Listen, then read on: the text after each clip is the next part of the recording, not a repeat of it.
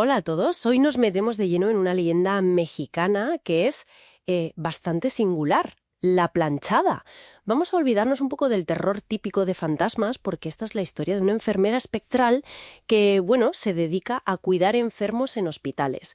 Tenemos fuentes que exploran sus orígenes, sus apariciones por todo México y sobre todo qué significa culturalmente. Y ahí está lo curioso, ¿no? Un fantasma que consuela, que ayuda, no que asusta.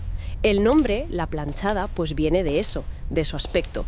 Siempre con un uniforme antiguo, impecable, vamos, planchadísimo y almidonado. Casi sobrenatural esa pulcritud. Sí, y es fascinante el contexto cultural, ¿no? Podríamos pensar que es como una respuesta, quizá, a la despersonalización de la medicina en el siglo XX. Un anhelo colectivo de más cuidado, más empatía, justo en esos entornos hospitalarios que a veces se sienten tan fríos. Claro.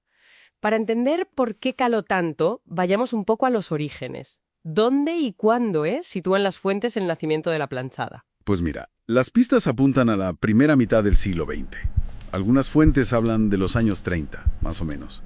Y el epicentro parece que es el Hospital Juárez de Ciudad de México, el que antes era el Hospital de San Pablo. Y justo esa época, ¿no?, coincide con la creación o consolidación de grandes instituciones sanitarias en México, como el IMSS. Exacto, el Instituto Mexicano del Seguro Social. ¿Pudo influir eso, esa sensación de una atención, pues más burocrática quizá? Totalmente.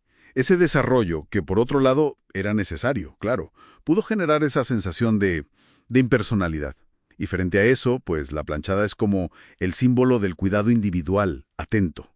Casi una figura de resistencia a esa burocracia. Pero la leyenda no se quedó solo en el Hospital Juárez, ¿eh? Las fuentes hablan de avistamientos en Durango, en Hermosillo, en Sonora, también en Chihuahua, en el Hospital Central Universitario. Vamos, que está por todo el país. Así es. Y eso es muy típico de las leyendas urbanas, ¿verdad? La adaptabilidad. Como cada hospital, cada comunidad, casi que la reclama como suya, se apropia de ella. Se transmite de boca en boca, de generación en generación, como dicen. Hay una historia sobre su origen que es como la más popular, ¿no? La de Eulalia. ¿Nos la resumes un poco? Sí, la de Eulalia. Cuentan que era una enfermera muy buena en el Hospital Juárez, pero se enamoró locamente de un médico, Joaquín. Y él, bueno, la engañó, le prometió matrimonio y la dejó por otra. Vamos, una historia bastante cruel. Y eso la hundió, claro. La hundió totalmente. Cayó en una depresión terrible. Empezó a descuidar su trabajo. Y ahí la leyenda se pone oscura, ¿no? Algunas versiones dicen que su negligencia. Sí, algunas sugieren que incluso causó muertes entre los pacientes. Al final, consumida por la culpa y la pena, enfermó y murió allí mismo en el hospital. Y su espíritu, según esta versión, pues vuelve para enmendar esos errores, cuidando ahora a los enfermos como no hizo al final de su vida. Entiendo. Tiene una función como moralizante, ¿no? Para el personal sanitario, cuidado con la negligencia, pero también hay opción de redención. Pero, ¿cómo casa esa idea de culpa con la imagen tan buena, tan benévola que tienen los pacientes de ella? Pues es una tensión interesante, ¿sí? Por un lado está esa advertencia. Recuerda un poco a La Llorona, ¿no? El dolor femenino, el error, con consecuencias sobrenaturales. Pero por otro, lo que perdura es su imagen actual, de cuidadora perfecta. Quizá la redención le gana la partida a la culpa en la memoria colectiva. Se humaniza el fallo, pero se redirige hacia una expiación a través del cuidado eterno.